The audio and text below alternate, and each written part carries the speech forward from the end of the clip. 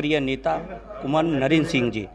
और होली का पर्व है, यहाँ कुछ ब्रजवासियाँ आ रहे हैं, ब्रजवासी लोग सभी बधाई देने के लिए। और सर से हम बात करते हैं होली के उपलक्ष्य में। सर, क्या कहना चाहेंगे ब्रजवासियों के लिए? देखिए, ये तो ब्रजभूमि है भगवान कृष्ण की, यहाँ तो प्रेम का संदेश है और सभी जाति वर्ग संप्रदाय धर्म और सभी लोग प्रेम से यहाँ पर रहते हैं ब्रज में, और उसी का ही ये त्यौहार है।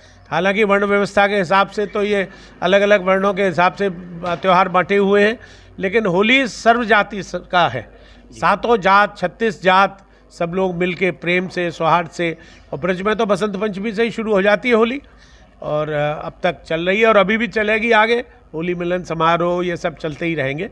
तो मैं सभी आपके चैनल के माध्यम से ब्रजवासियों को, देशवासियों को हार्दिक बधाई, शुभकामनाएं देता हूं। प्रभु उन पर अपनी कृपा बनाए रखें, स्वस्थ रहें, दीर्घायु हो, निरोग काया से अपना जीवन व्यतीत करें। भगवान कृष्ण की जन्मस्थली मिली है, इससे बड़ा हमारे लिए पुण्य का कार्य कोई हो नहीं सकता, जहाँ भगवान कृष्ण ने स्वयं जन्म लिया हो। और देखिए, मनुष्य की योनि 84 लाख योनियों के बाद मिलती है, उसमें भी ब्रजभूमि मिले जहाँ पे कण कण में ईश्वर का वास है, तो उससे ज़्यादा बड़ी बात कोई हो नहीं सकती। तो मैं आज सभी ब्रजवासियों को पुनः हार्दिक बधाई और शुभकामनाएं देता हूँ। चुनाव की तैयारी क्या है सर? अब देखिए, चुनाव तो अब चल ही रहा है और शुरुआत हो गई है। अब हमारे यहाँ द्वितीय चरण में है, 26 अप्रैल को है, लेकिन लोगों में निराशा है जी। निराशा भारी प्रत्याशी होने की वजह से जी। और ख़ास तौर से हेमा जी, चूँकि सेलिब्रिटी हैं, बहुत बड़ी अभिनेत्री हैं, इसमें कोई दो राय नहीं। और वो चाहती तो उनका इतना प्रभाव था माननीय प्रधानमंत्री जी पे, माननीय और सभी मंत्रालयों पे, कि मथुरा को वो चमन कर सकती थी जी। मथुरा को वो वाकई पेरिस बना सकती थी, लंदन बना सकती थी। लेकिन उनकी प्रायोरिटी फिल्म इंडस्ट्री रही, परिवार रहा, उनकी एड एजेंसियां रहीं, तो उसमें मथुरा पे गौर कर नहीं पाई वो। ये बड़ा दुर्भाग्य है। नहीं तो बहुत यहाँ मेरे पास आई थी, जब पहली बार चुनी गई थी तब यहीं कमरे में बैठ के हमारी उनकी बात। मथुरा आज तक एनसीआर में नहीं आया जी। जमुना प्रदूषित आज की आज वहीं की वहीं है। कोई ऐसा उद्योग नहीं लगा जिसमें कि हमारे बच्चे नौजवान, चूँकि देखिए मथुरा क्या है कि ताट ट्रपोजियम की वजह से यहाँ पर 80 किलोमीटर के डायस कोई भी उद्योग नहीं लग सकता। तो जितने भी छपाई के कारखाने थे, जितने और उद्योग थे, वो प्राय सब बंद हो चुके हैं।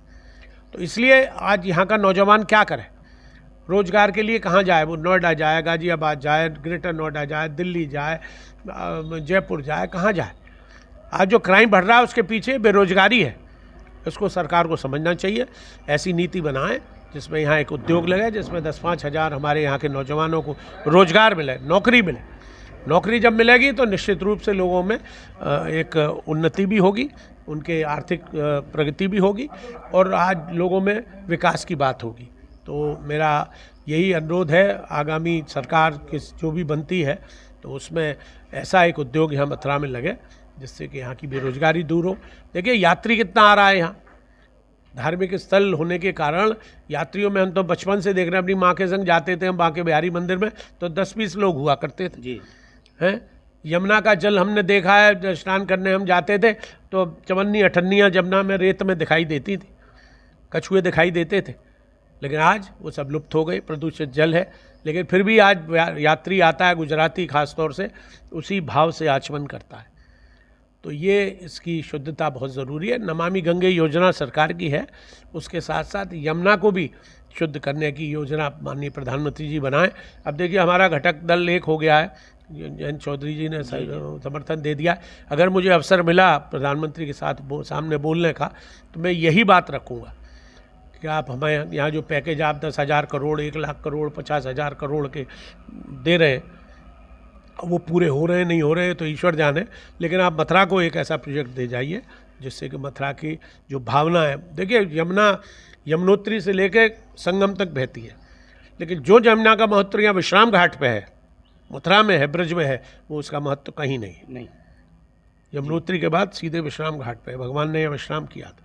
तो इसलिए ऐसी पवित्र जगह को उनको प्राथमिकता पे लेना चाहिए और इसका जीर्णोद्धार होना चाहिए।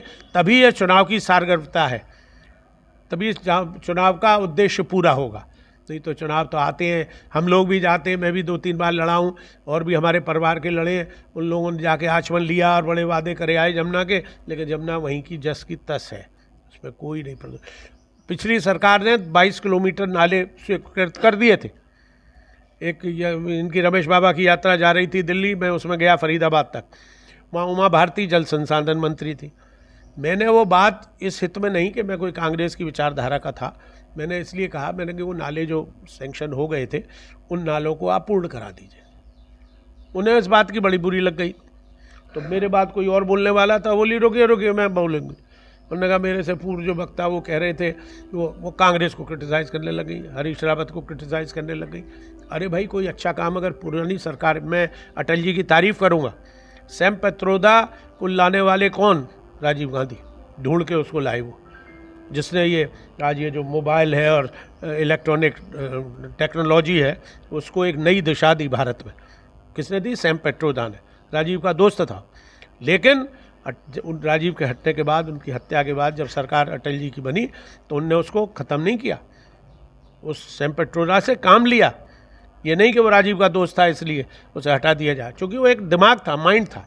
तो अच्छा काम अगर कोई भी सरकार करे, उसको अगली सरकार भले ही विपक्ष की आए या विरोधी आए, उसको काम कराना चाहिए देश हित में, अपने हित में नहीं, देश हित में। अगर कोई ऐसी बात करता है तो मैं प्रभु से प्रार्थना करूंगा कि इन लोगों को सद्बुद्धि दे और ब्रज के विकास के लिए ये कॉरिडोर बनाना या वो जमुना के घाटों का निर्माण करना, उससे जमुना शुद्ध नहीं होगी। जमुना शुद्ध तभी होगी जब जमुना के लिए काम किया जाए।